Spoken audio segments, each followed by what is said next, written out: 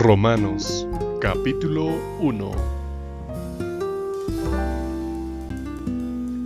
Esta carta viene de Pablo, siervo de Jesucristo. Fui llamado por Dios para ser apóstol. Él me designó para anunciar la buena noticia que anteriormente había prometido a través de sus profetas en las Sagradas Escrituras.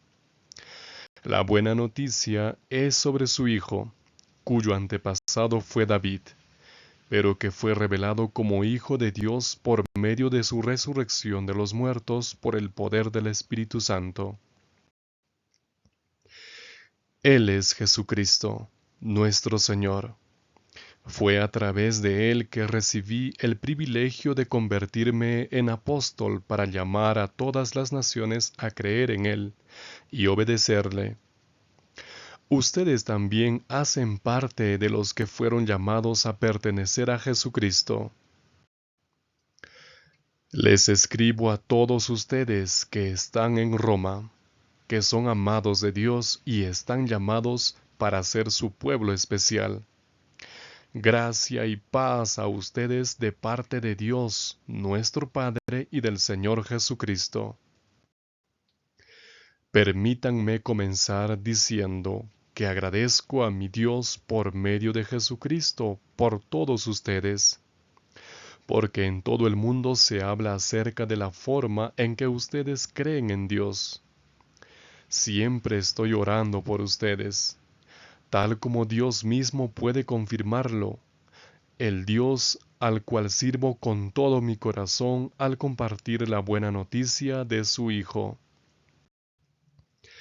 En mis oraciones siempre le pido que pronto pueda ir a verlos, si es su voluntad. Realmente deseo visitarlos y compartir con ustedes una bendición espiritual para fortalecerlos. Así podemos animarnos unos a otros por medio de la fe que cada uno tiene en Dios, tanto la fe de ustedes como la mía. Quiero que sepan, mis hermanos y hermanas, que a menudo he hecho planes para visitarlos, pero me fue imposible hacerlo hasta ahora. Quiero ver buenos frutos espirituales entre ustedes, así como los he visto entre otros pueblos, porque tengo la obligación de trabajar tanto para los civilizados como los incivilizados, tanto para los educados como los no educados.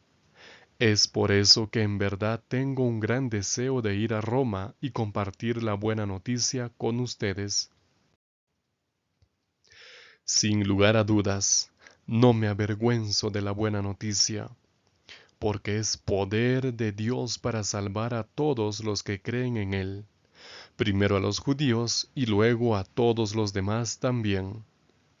Porque en la buena noticia Dios se revela como bueno y justo, fiel desde el principio hasta el fin, tal como lo dice la Escritura.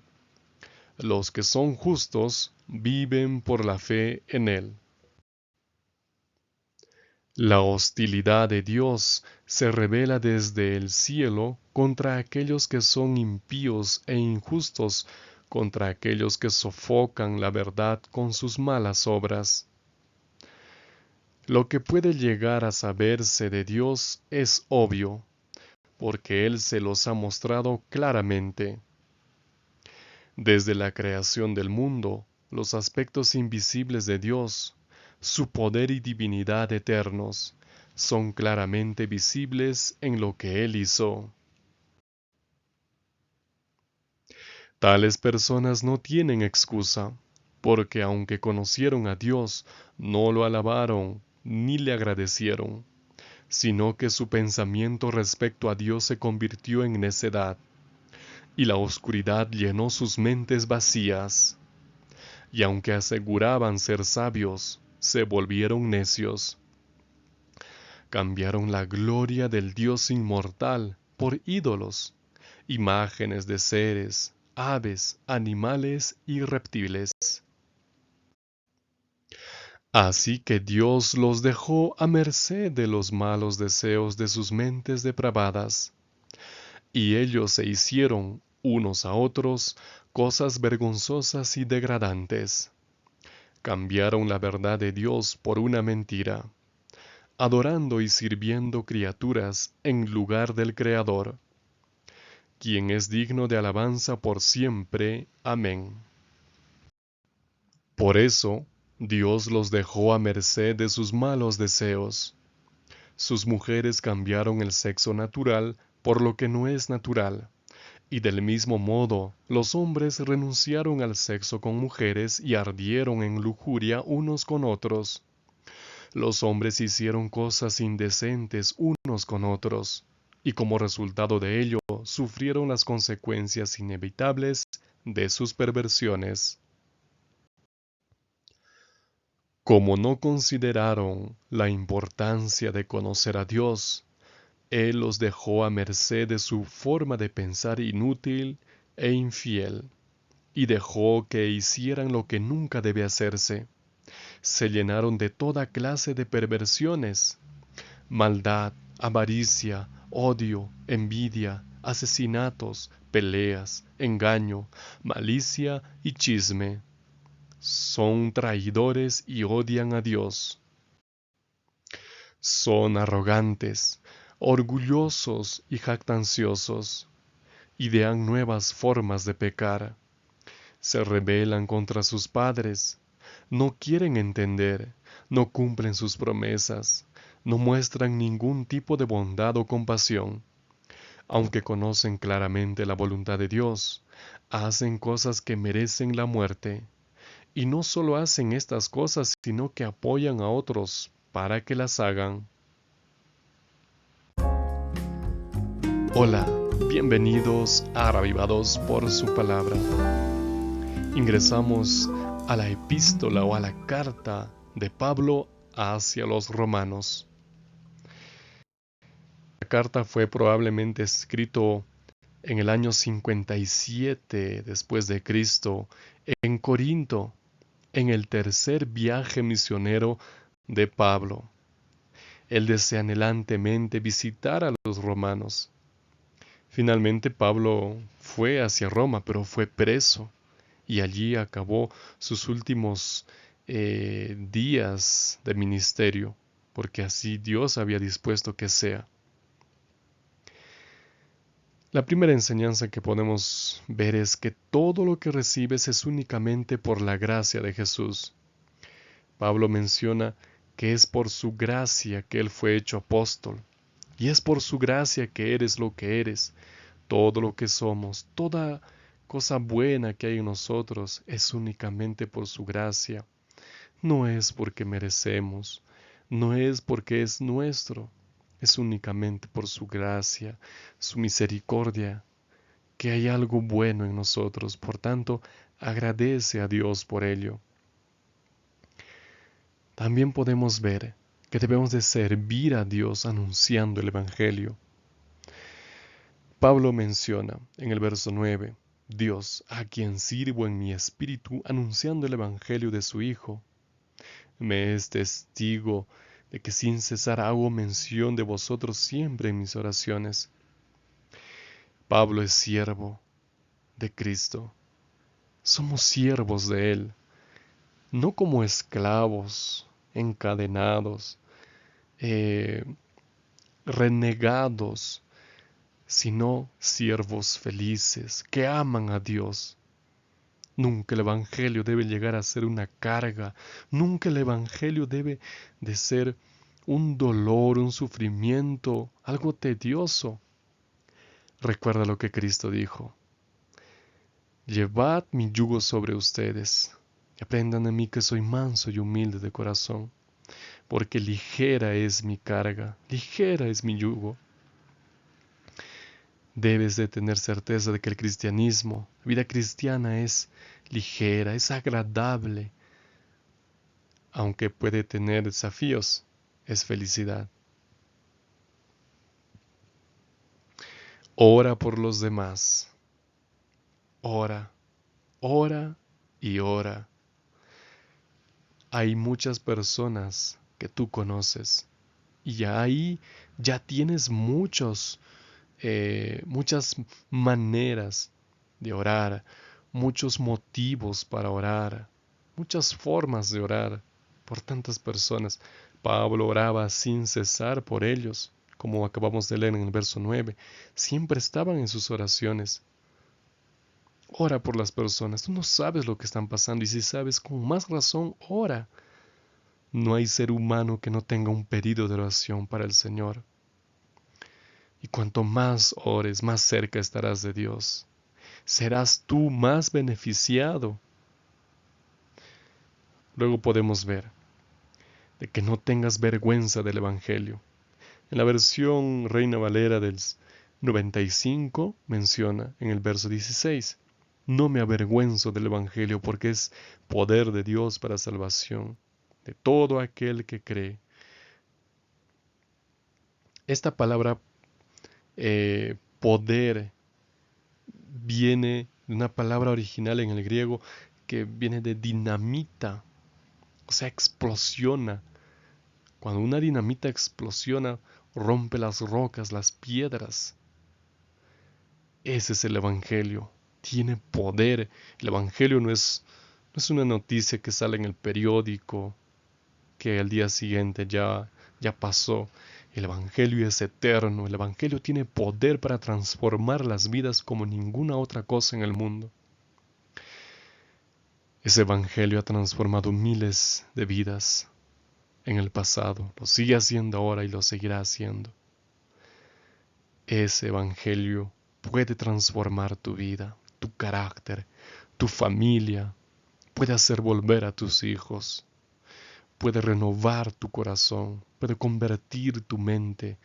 Puede llevarte a Cristo. Por tanto, no te avergüences. Cristo mismo dijo, si se avergüenzan de mí, yo también me avergonzaré de ustedes delante de mi Padre. El Evangelio tiene poder, como acabamos de mencionar, la misma idea que acabo de mencionar. La otra idea es que debes aprender a vivir por fe. En este verso, en el verso 17, dice, pues en el Evangelio, dice Pablo, la justicia de Dios se revela por fe y para fe, como está escrito, mas el justo por la fe vivirá.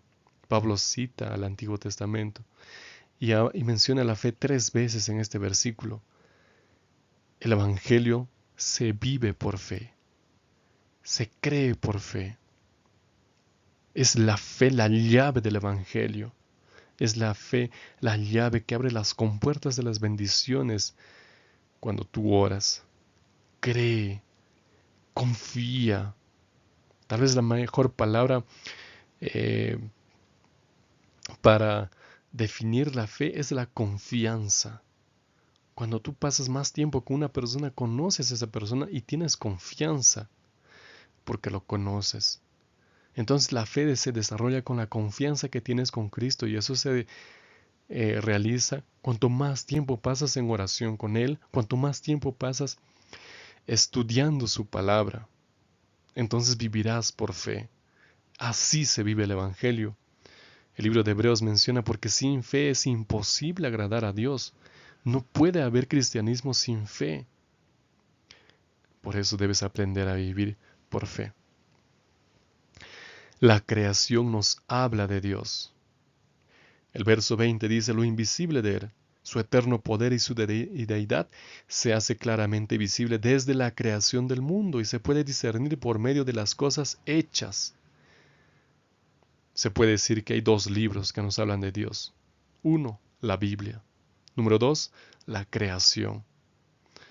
Solo fíjate una flor, con sus colores en sus pétalos, la belleza, la simetría, cada célula en cada hoja, que prácticamente es un laboratorio físico-químico de complejidades innumerables que sorprende la ciencia, la belleza en la creación, todas las cosas ajustadas de manera precisa que hace posible la vida.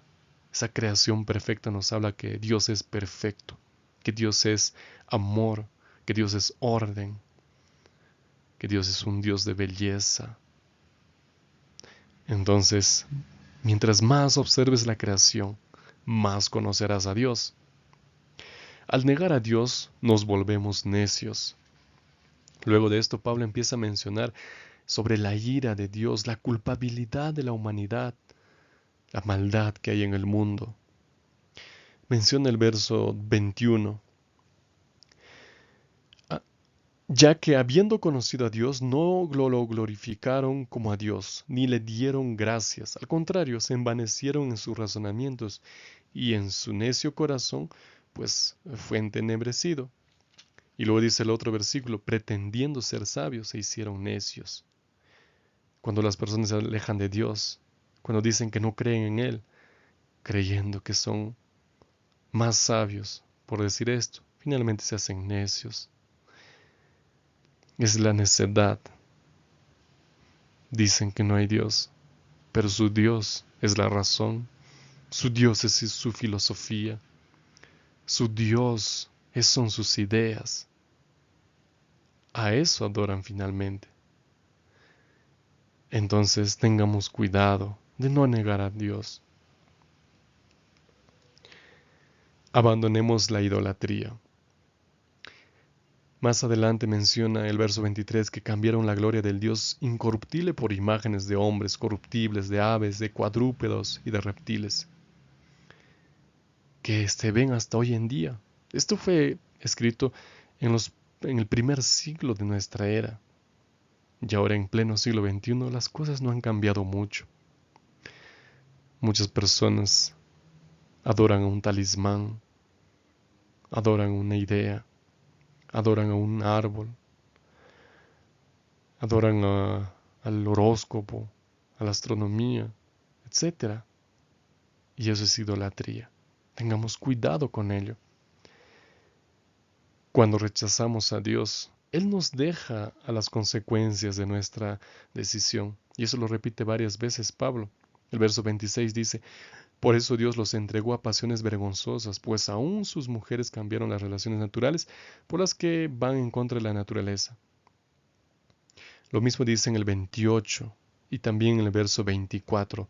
Es decir, cuando uno persiste en el pecado, pues Dios te dice, es tu problema, ¿no? Si quieres seguir en el pecado, yo lo único que puedes hacer es invitarte, pero no puedo obligarte. Es tu decisión y cosecharás los resultados de tu decisión. Dios no obliga, Él solo espera obediencia por amor. La otra idea es que las relaciones antinaturales no agradan a Dios. Como acabamos de leer en el verso 26, menciona este tema delicado de las relaciones antinaturales, que en este siglo van cambiando, van aumentando. Dios ama a todas las personas, con tal que sea un ser humano, Dios ama. Pero Dios rechaza el pecado, rechaza las relaciones que no son naturales como la Biblia menciona. Tengamos mucho cuidado con esto, pero amemos a las personas. Y Él quiere que las personas vivan conforme a su palabra. Y el enemigo se ha encargado de distorsionar la sexualidad en este tiempo. Tengamos mucho cuidado con ello y volvamos al Señor, porque Él quiere bendecir a todas las personas, pero Él quiere que obedezcan su palabra. Pero no olvidemos que Él ama a todos. No nos deleitemos en el pecado. El último versículo dice, estos aunque conocen el juicio de Dios, después de dar una larga lista de pecados, de maldades, dice que los que practican tales cosas son dignos de muerte. No solo las hacen, sino que también se complacen con los que practican. Una cosa es un error, un desliz, un accidente y pecamos, pero otra cosa es amar el pecado, deleitarse en el pecado, pecar de manera malvada, volviéndose un hábito, una costumbre mantenerse en el pecado. Y eso desagrada al Señor. Tengamos muchísimo cuidado con esto. Deja el pecado. Y si no tienes fuerza para dejar el pecado, clama a Dios y dile, ayúdame. Y con toda seguridad, Él te va a ayudar para que abandones el pecado. La aplicación para nuestra vida hoy es: sirvamos a Dios compartiendo el Evangelio y abandonemos toda conducta de mal de nuestra vida. Ahora vamos a terminar con una oración. Señor nuestro, ayúdanos a creer en el Evangelio por fe hoy. Asimismo, abandonar todo pecado, todo rastro de pecado, toda cosa que Satanás hace en este mundo. Por favor, Padre. Y si hay alguien que está luchando en este momento con un vicio, con un pecado, con un deleite que no te agrada, Señor, ayuda a esa persona, escucha su clamor, quiere obedecerte, pero tal vez no tiene fuerzas. Que esta persona sepa que sí hay poder, porque hemos leído que el Evangelio es poder para que tú liberes, restaures a esta persona. Escucha nuestras oraciones y bendícenos en este día. Gracias por tu palabra. Oramos en el nombre de Cristo. Amén.